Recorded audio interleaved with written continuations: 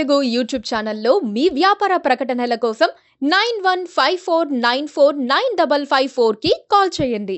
నమస్తే, welcome to KTV Telugu.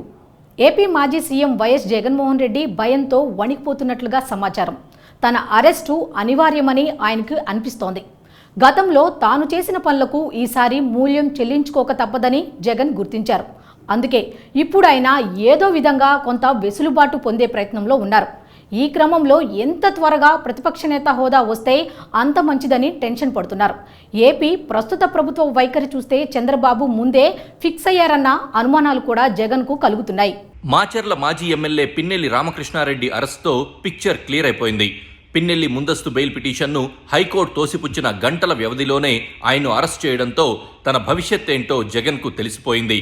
గతంలో చంద్రబాబును తాను అరెస్ట్ చేసిన తీరు ఆయన కళ్ళలో మెదులుతోంది. చంద్రబాబును లాక్కెళ్లిన పోలీసులే తనను పట్టుకెళ్తారని ఆయన అర్థం చేసుకున్నారు. గతంలో చెల్లి షర్మిలారెడ్డి తిరుగుబాటు చేసిన సందర్భంలోనే తల్లి విజయలక్ష్మి దగ్గర జగన్ వాపోయినట్లు వార్తలొచ్చాయి. ఈసారి తాను ఓడిపోతే జైలుకు వెళ్లడం ఖాయమని, అప్పుడు బయటకు రావడం కూడా కుదరదని జగన్ ఆందోళన చెందారు. అయితే షర్మిల మాత్రం పట్టు వీడకుండా పోరాడారు.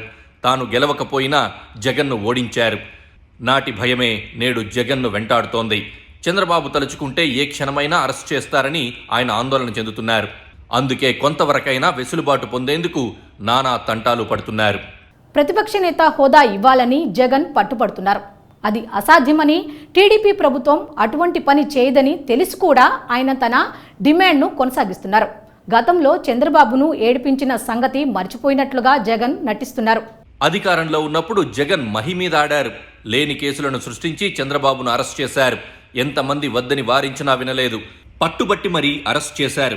అప్పట్లో చంద్రబాబుకు 23 మంది ఎమ్మెల్యేలుండేవారు.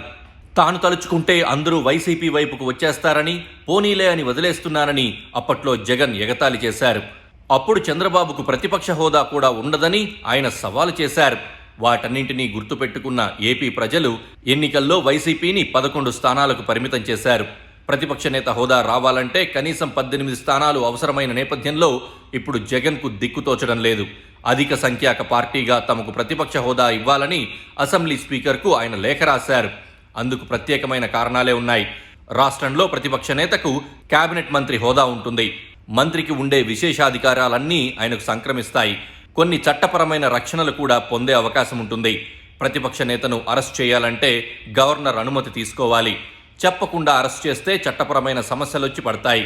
ఆ హోదా లేని పక్షంలో చెప్పా పెట్టకుండా అరెస్ట్ చేసే వీలుంటుంది. అందుకే జగన్ టెన్షన్ పడుతున్నారు. తన అరెస్ట్ను ఎవరూ ఆపలేరన్న భయం ఆయన్ను వెంటాడుతోంది.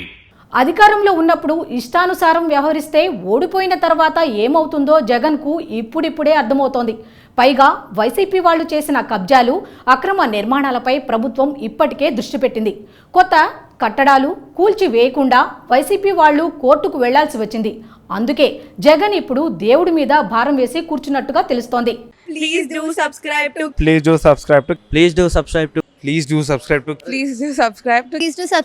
KTV Telugu. Please do subscribe to KTV Telugu.